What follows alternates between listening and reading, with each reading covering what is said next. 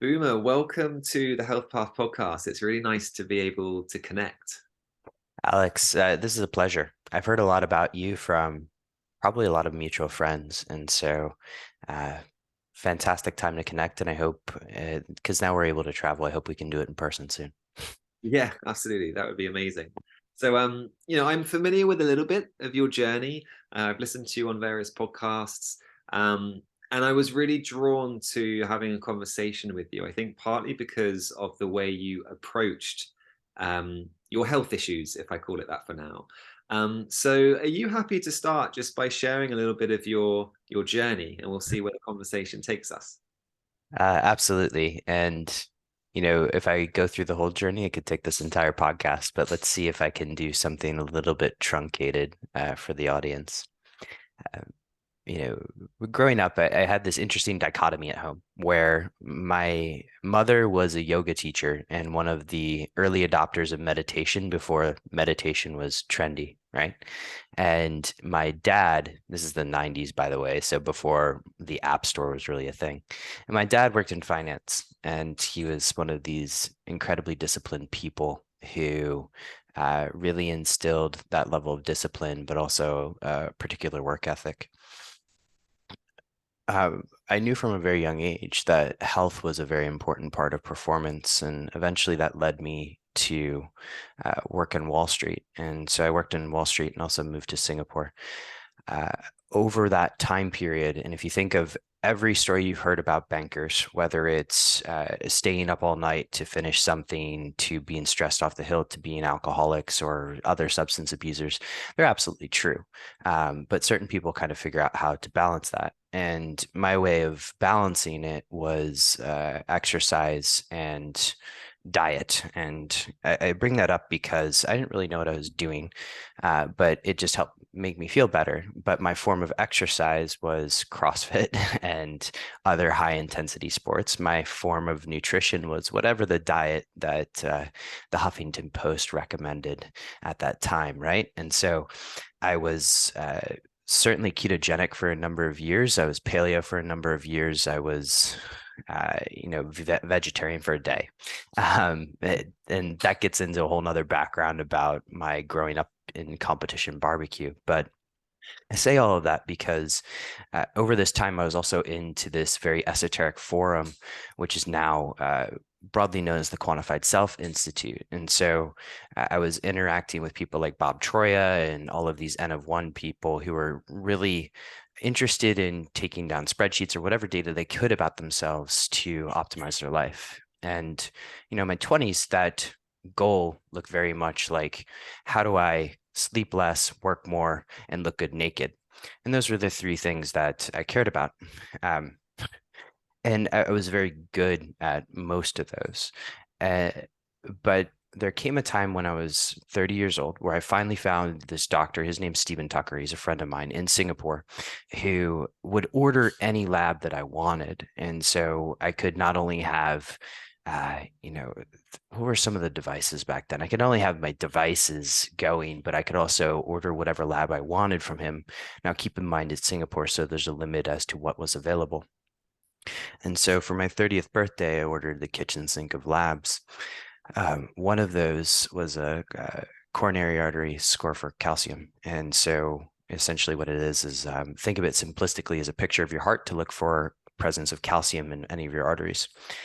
And shortly after turning 30, I got the greatest present ever, right? Which is basically, hey, Boomer, you have a blockage in your left anterior descending artery, which if you Google that, it's referred to as the Widowmaker. And so um, it was a little bit of a shock to me. In hindsight, it shouldn't have been because I had all of the issues that could lead to something like this, right? Like I wasn't sleeping. I was traveling to Jakarta once a week, which is a one time zone change. I was traveling to India once a month. I was traveling to Bangkok once a month. And those are all 1 to 2.5 time zone changes. I never quite figured out why India was a 2.5 hour time zone change. And then I was going to London 12 times a year and the US 6 times a year. So like my circadian rhythm was non existent, right? I also stressed the high hilt and I was doing CrossFit, which is a very high intense sport on top of my intense life. But I also had these genetics, which were particularly interesting. My grandfather died of a heart attack before I was born. My father, now we know, has cardiovascular disease as well. And so all of this kind of happened around the age of 30, which also coincided at the time when I decided to leave banking. And initially, I had this great idea of building an app, right? Because everybody was building apps back then. But I paused on that and actually decided to focus a little bit on my health. And you and I were chatting a little bit before this, but the way I took to that was very different than most people. So a couple of things that I found I kind of gravitated towards, because after all, I'd sat most of my 20s in Excel spreadsheets, were data. And so I started with genetics and looking into, okay, genetics and Prometheus, and trying to dissect like what could potentially be the issue here. A lot of stuff came out of genetics, but as you know, genetics is probability based. And so it's inherently not what's going on right now. Then I started getting more into functional labs and really understanding what these different biomarkers were. So inflammation in different forms, ferritin, what the hell is that, right? Getting into vitamin deficiencies, looking at taurine, and just looking to see like, okay, where is my cellular level health now? And along that way, I began to build this robust data set on myself that covered anything from biological age data every 6 months, basically, from I'm 30 to now, to metabolomic data, same thing, to something like whole genome sequencing, right? And apologies for that background noise there. But at the end, I had this huge data set on myself, and I was able to take action. And I was able to take very customized action, because I don't know about you, Alex, but for anybody coming to the health world for the first time, like, how confusing is it? It's just absolutely overwhelming. There's just so much data that is, thrown at you, and you're getting thrown constantly these different ideas of what diets, what exercise program to follow, what supplements to take. And what this data actually gave me comfort in was actually providing that window by which I can view the world, what I actually needed, rather than what some influencer who's paid 20% commission on whatever he sells tells me to take. And so that was really how I approached it, and ended up working out quite well. In fact, the calcium, for all intensive purposes, has stopped growth. And if you actually look at calcium growth, it progresses at a rate of anywhere between 10+% a year without doing anything. So if it stops, that's a victory, right? And so that's fantastic. And along the way, a lot of people looked at it and said, hey, can you do this for me? And so now I do that for a select group of people. But I will actually tell you, the one thing that helped a lot in all of this was starting a podcast. And so when I started a podcast, I started it because selfishly, I wanted to get access to the smartest minds in the world to fix my type of problem without really having to pay for consults. And so what's great about having a podcast is that anybody will talk to you because they want to share their story on a platform. And so I got access to all these people, and it was fantastic. And that podcast actually evolved into a lot of what I do today, which is more of an intersection of health and finance. And I can get into that a little bit, but there you go. There's the story right there. Yeah.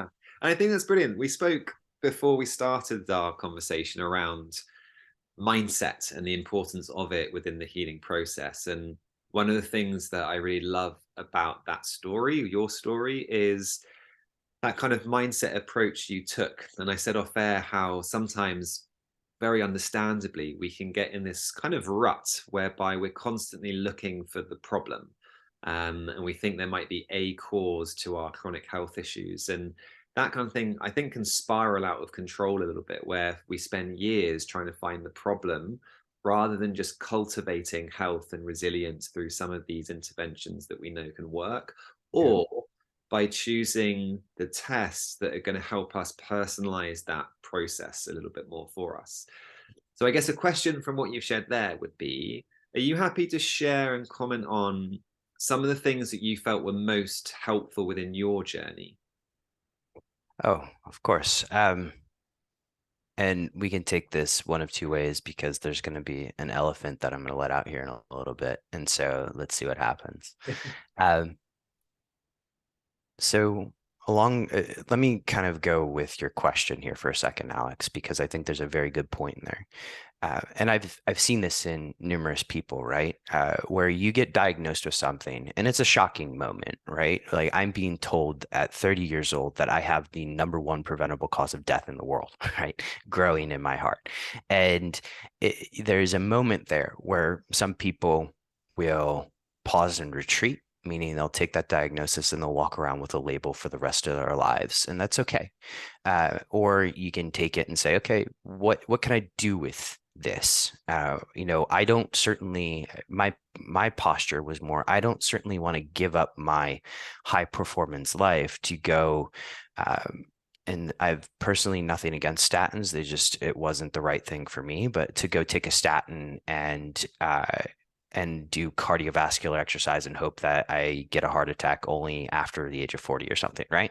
I don't want to submit. And so there was a posture that I took that I'm like, okay, what can I learn about this? Because clearly something's wrong. If something's happening in your body to cause an artery to calcify, you're doing something inherently wrong. And so when I went through that testing process, but went through like a rigorous evaluation of my own life, right? Like, where was I not being honest with myself? Because there's this common disease, particularly among Americans, and it's not really a diagnosable disease, but it's just like a disease of a personality where you say like, I will work hard and rest when I'm dead, or using the words of Nas, who wrote a song called New York State of Mind, sleep is the cousin of death, right? And so and I very much embodied that posture, but like the literature was conclusive. And I also didn't have the DEC2 gene, which is one of those sort of fast sleep cycler genes where, somebody can get away with less than 6 hours of sleep a night. And so, the fact that I was sleeping 4 to 6 hours a night from the age of 18 to 30, probably something to address. And so looking at that was kind of my first approach, because the diet I actually had okay. The exercise, I'll come to that in a second, but looking at that and then kind of dissecting sleep. Okay, so I'm sleeping 4 to 6 hours a night. And now how do I get to even 7? Right? Because you know this as well as I do, Alex. You tell somebody who's sleeping 4 hours a night to get 8, and what's the chances they're going to do it? Nothing, right? And so having those baby steps, building those micro habits. But as I kind of unpeeled that layer of the onion, the question became is why am I not sleeping so well?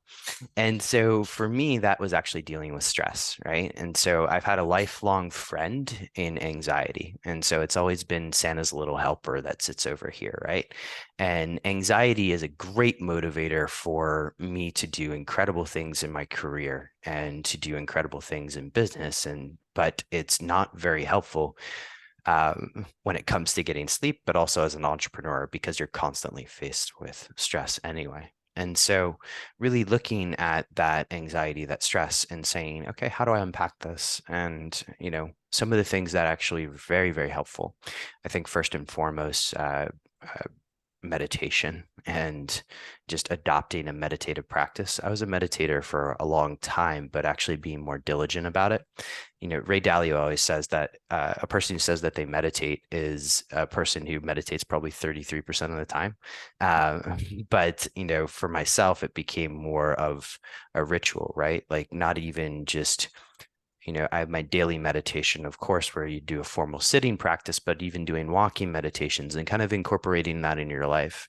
Because after all, what is life but the present moment anyway? There we go. We can go into that one if you want.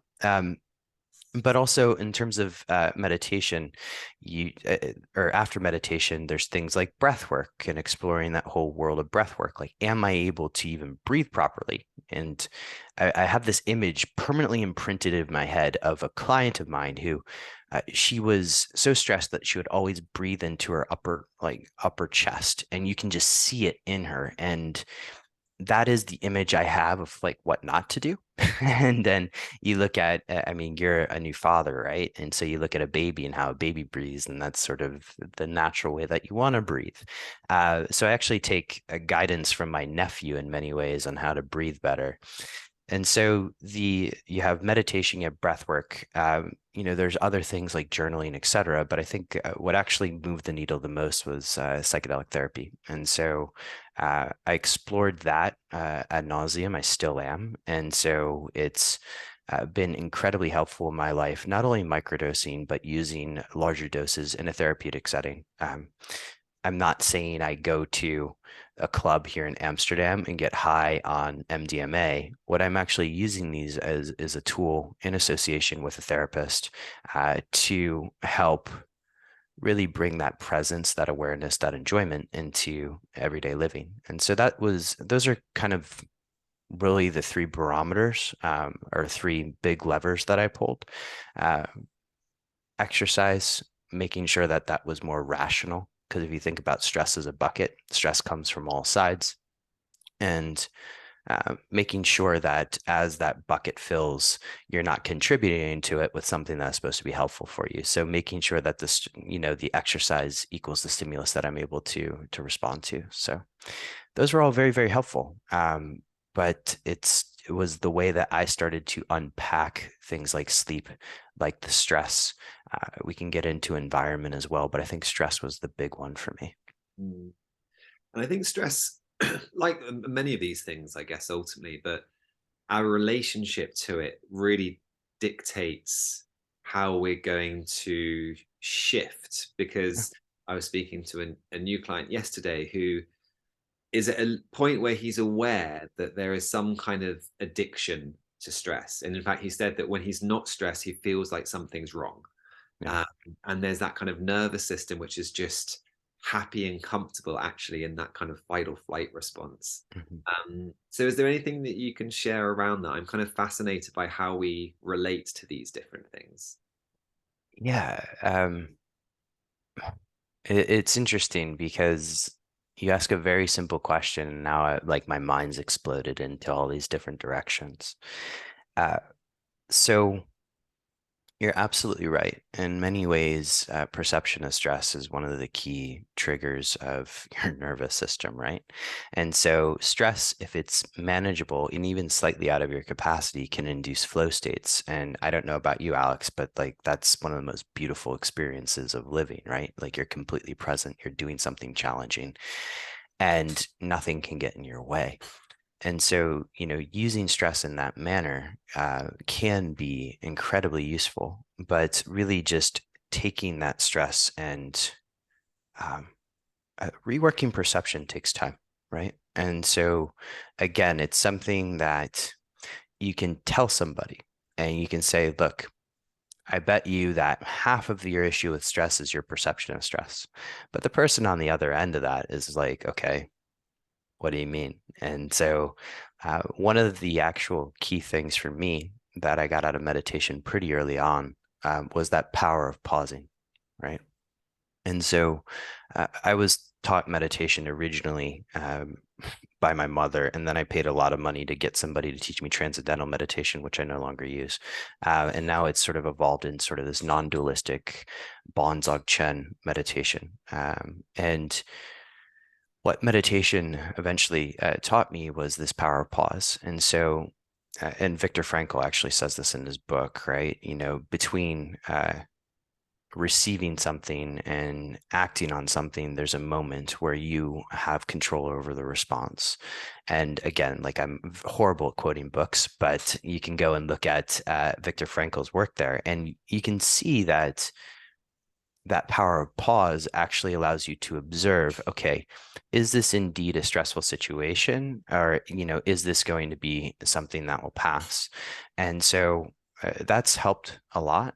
Also, kind of looking at the ephemeral nature of everything has helped a lot. And so some of the work by the Stoics has been incredibly helpful in kind of um, repositioning stress and how to deal with stresses in everyday life. So the Stoics recognizing the ephemeral nature of just living and meditation have certainly been helpful in that journey.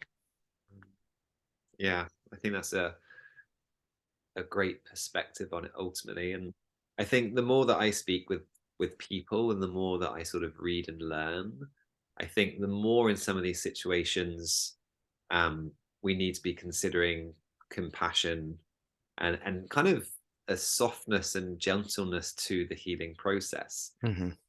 I was speaking to a potential client the other day who, she's in her late 20s and she's had over a decade of really struggling with kind of chronic fatigue, IBS, fibromyalgia type symptoms.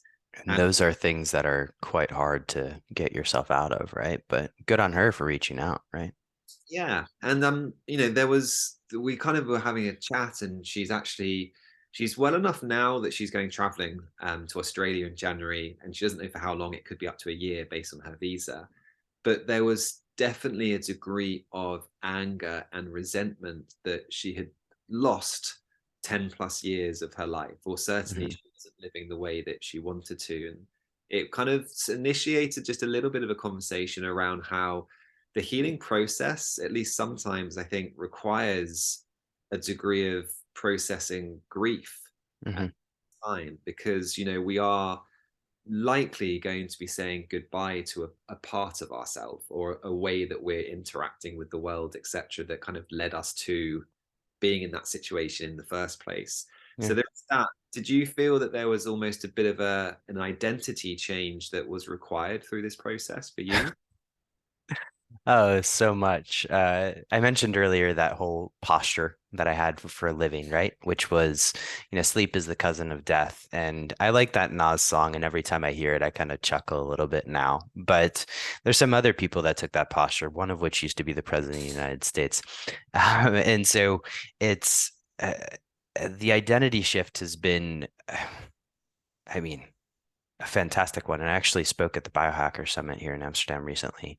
And what I spoke about was some of those substances that I used earlier, but how I used it to using biohacker speak. And that's a term that I think is an interesting one. It's a little bit too masculine for me, but like using health optimization techniques, how to kind of create a little bit more enjoyment and a little bit more presence, right?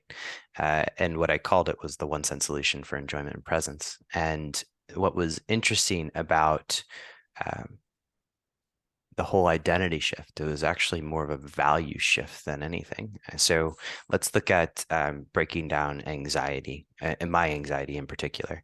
So anxiety is forward-looking mechanism, right? Like I'm anxious about the future. I'm anxious about getting something done. And so for much of my life, it's been set goal, achieve goal, set goal, achieve goal. And before you even achieve the goal, you're moving on to that next goal, right? And that works really well. And it can work really well. But, I had this fantastic career where I traveled all over the world and ate in these incredible restaurants. And I can tell you, I spent a lot of that time on a BlackBerry. This tells you how long it was, by the way, long ago it was. But over that time period, or over this kind of period where I've worked on myself, I saw a value shift from more from let's see how much money I can get into the bank account, or let's see how many goals I can achieve in the year, to let's see how many minutes I could be present. Let's see how many times I can go to dinner with my wife, sit down and not look at my phone at all. How many times I can go on this. Go on vacations and sure, I'll work, but I'll dedicate a certain amount of time to work, and I'll dedicate a certain amount of time to being present. So there was a fundamental value shift or identity shift from one of I need to make this amount of money for God knows what, and to one of, okay, let's set the scoreboard at how many minutes I could be present today. So this conversation with you is example. There's nothing really going on here other than you and I talking, because after all, the present moment is all we have. Yeah, I love that. Um, Shifting that kind of perspective and goals, ultimately, as you say there. Mhm. I would, I have a particular interest around psychedelics, so I would love to dive into that in a little bit more detail. I know you said off air that you're an open book, so I don't have any. And you're taking advantage of it. Go for it, my friend. So I guess maybe, unless there's anywhere that you particularly want to go with it, kind of just what was your journey with psychedelics? How did you become aware of them? What have you tried, explored? What's worked? Yeah. So let me kind of take you back to build the story of why I was so skeptical about these things in the first place. So growing up, and I don't know what it's like in other places, but in the United States, we had something called DARE. And we would have police officers come to our school and tell us, like, hey, drugs are bad. These things, marijuana is a gateway drug, and all of this stuff is happening.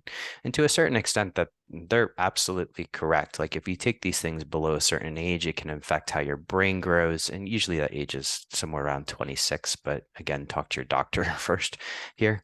But it can affect how your brain grows, et cetera. And so I came with this whole heap of baggage, which included I had friends growing up that were drug dealers that were executed. Like, it's that close to home. I had friends that I remember being associated with in seventh grade who I don't even know if they're still around, but last time I checked, they were in and out of opiate rehab.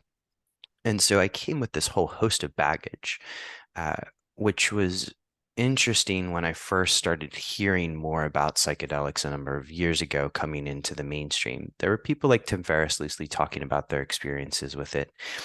Paul Austin is actually a good friend of mine. And I know you mentioned offline that we were talking a little bit about synthesis here in Amsterdam, and he was involved in the setup of that. And so I knew roughly about psychedelics and how people in Silicon Valley were using them to focus and do all that stuff. And initially, I'll admit, the heightened focus was my core draw to psychedelics, but all of this baggage brought a lot of skepticism, which is just funny because I was at that time much more interested in ethanol and alcohol, right? And so, like, ingesting alcohol, if you actually look at David Nutt's study, which was, I think, published in the Lancet, you can see that alcohol, in terms of harm to self and harm to society, is far more dangerous than a lot of these substances that we're talking about. And so, when you get curious about something, oftentimes the teacher appears. And, the teacher appeared to me when I was at a conference in London, health conference. Somebody tapped me on the shoulder, said, "Open your mouth," and gave me a drop of LSD, and it was a microdose. But at that time, I was going through a relatively complex business situation, one that involved a lot of people, a lot of emotions, and you know how it is, right? And it just connecting dots faster. I'm like, oh, wow, this is interesting. And what else can I do with this? And I began to, again, go back to my lovely friend anxiety and started to look a little bit into the studies around anxiety and psychedelic use, or the studies around depression. I've never really had depression, but like, I found it interesting that these substances, and the term that I prefer to use is psychoplastogens. So any psychoplastogen refers to a chemical compound that could rapidly alter brain structure very, very quickly. And so I began to kind of dive into these substances and see what is useful. And so you asked a very simple question as to what has been really the most useful. And I would say that I've experimented with a lot of these. And I also live in a jurisdiction where things like research chemicals are readily available.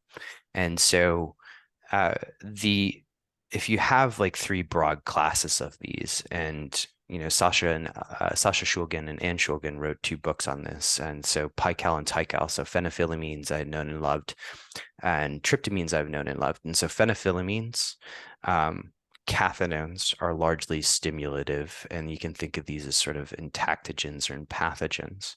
And then you have tryptamines, which those are your classic quote unquote psychedelics, right? That act on largely your serotonin receptors in your brain, produce visuals, etc. And then you have aerocyclohexylamines, and I will probably pronounce that wrong, but that's the class where substances like ketamine are involved. And so what I actually found was, in using these in a retreat format with a particular again, I'm always working with a therapist. I'm not doing this by myself, and I do have medical physicians around. Working on my relationship to my ego, right, has been very beneficial. And so there's actually a pattern that we've worked on in terms of how to dissolve the ego and then almost allow it to arise in a superimposed way so that you're able to be aware of your ego arising.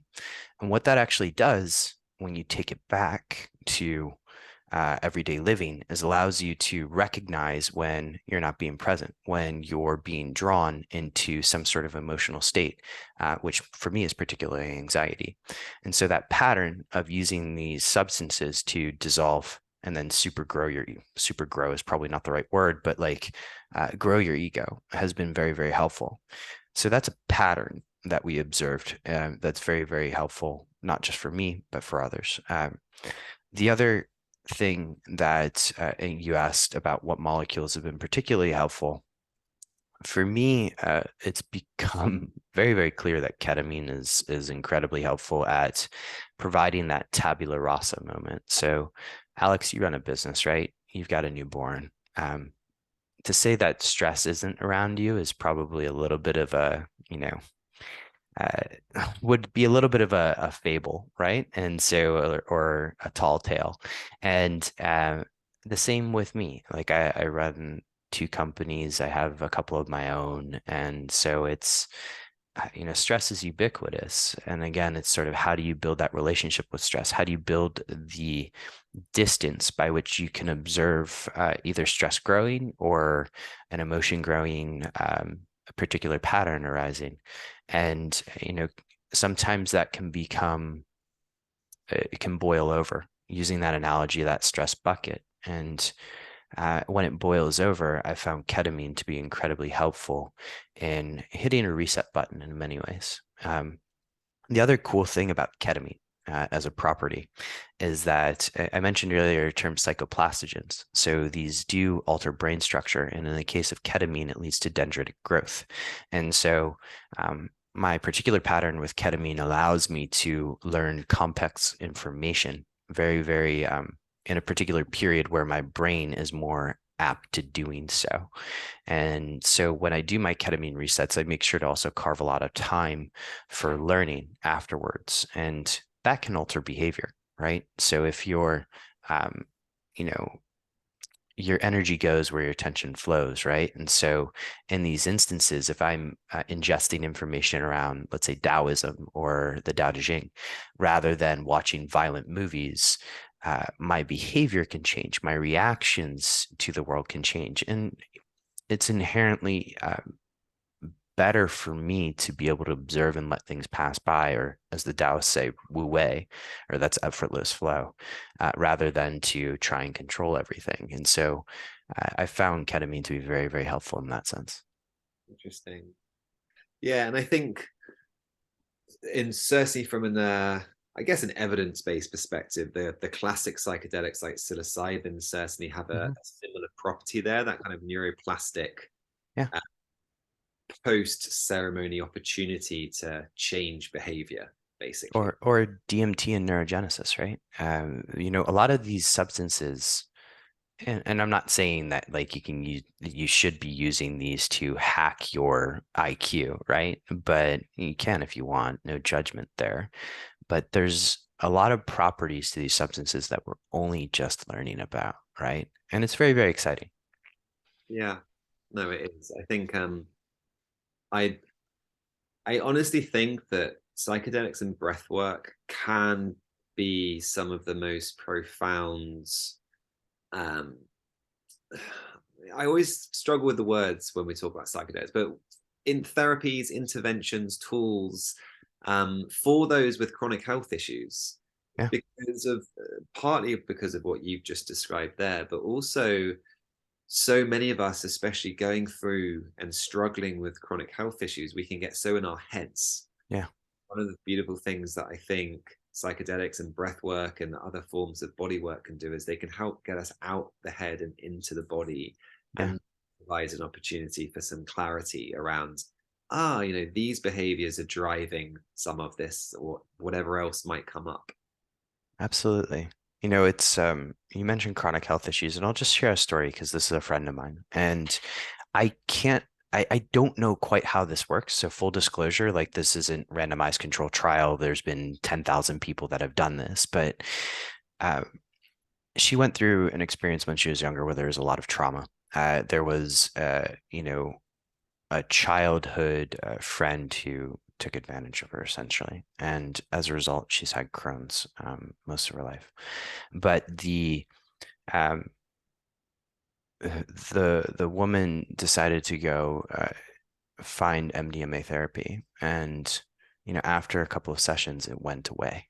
Like no evidence of Crohn's whatsoever. I can't explain that entirely, right? I don't know if we've gotten to that point to explain it in Western science terms, but there's a lot that we don't know. And I'm encouraged by the fact that these substances are becoming more talked about, more researched, more available. Um, and I would just encourage people to just, rather than shut something down as I did when I was younger, to be open to the idea that maybe there is something here from a therapeutic sense that is useful. That's fascinating. And there are so many stories like that one that Mhm. I've heard. There is a really interesting paper on, you've probably seen it, Boomer. The title's something along the lines of can psychedelics help with autoimmune diseases? Yeah, It's yeah. that. And they do theorize some of the mechanisms that can be going on there. And obviously, Mhm. there's different components to it. They do have an anti-inflammatory property. They're obviously dealing or potentially can help facilitate the metabolism of some of those experiences and traumas and that energetic imprint that happens. Mhm. There's a little bit of antimicrobial property to some of these kind of psychedelics as well. So thinking about ulcerative colitis, is there something going on microbially there as well? Yeah. But the number of stories that you can hear similar to that one, but what's fascinating is the breadth of different conditions that will have a similar story with them, which I think, as you say, is incredibly exciting and provides us with a lot of hope. I did have Dr. Joe Tafur on the podcast, Mhm. who's obviously doing some research around kind of the epigenetics and psychedelics. So it will be really interesting to see kind of what comes up from that research. Yeah. I mean, the whole space right now, and I'm a donor to MAPS, and I love what I'm very interested in the space, but also potentially doing something in the space from a business perspective is incredible. And I can only speak really from my own life and the people that I've seen that go through these, and just the shifts and how quickly they happen are quite exciting. So again, we're on the cusp of, Paul would call it the third wave, but it's a very exciting time for the psychedelic community. Yeah, absolutely.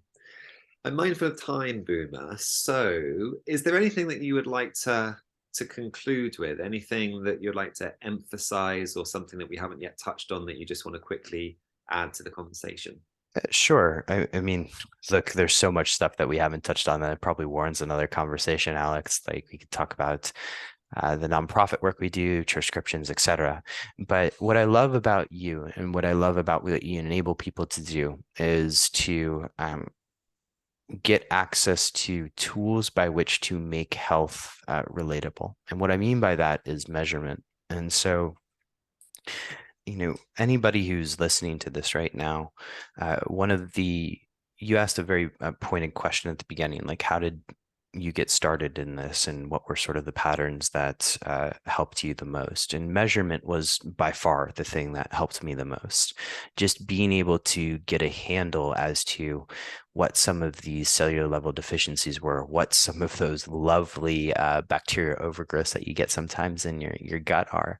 That allowed me to take action. It allowed me to take pointed action, right? So I can filter out all of the BS of this health world, and I can focus on really, what makes Boomer better. So I really love what you do here. I love what you do with Health Path in terms of enabling people to take that action, to take that next step, or really that first step in understanding themselves, but using that data then to construct a plan which allows you to take action in a micro habit format. That's a very, very powerful tool. So thank you for having me, Alex. This has been a fantastic conversation. If you guys ever want to get in touch with me, I'm easily available on most places, but LinkedIn is probably the easiest place to get a hold of me. And I look forward to continuing the conversation. Yeah, I think round two in the new year would be brilliant, because Absolutely. certainly picking your brain on transcriptions would be something I'd love to do. Oh, that's sort of my number one time allocation these days. So I'm in it all day long. I'm happy to talk about it as much as you want to. Brilliant. Boomer, thank you so much for sparing the time to come on the podcast. It's been great to finally connect, and hopefully Yeah, we can stay in touch. absolutely. Thank you, Alex.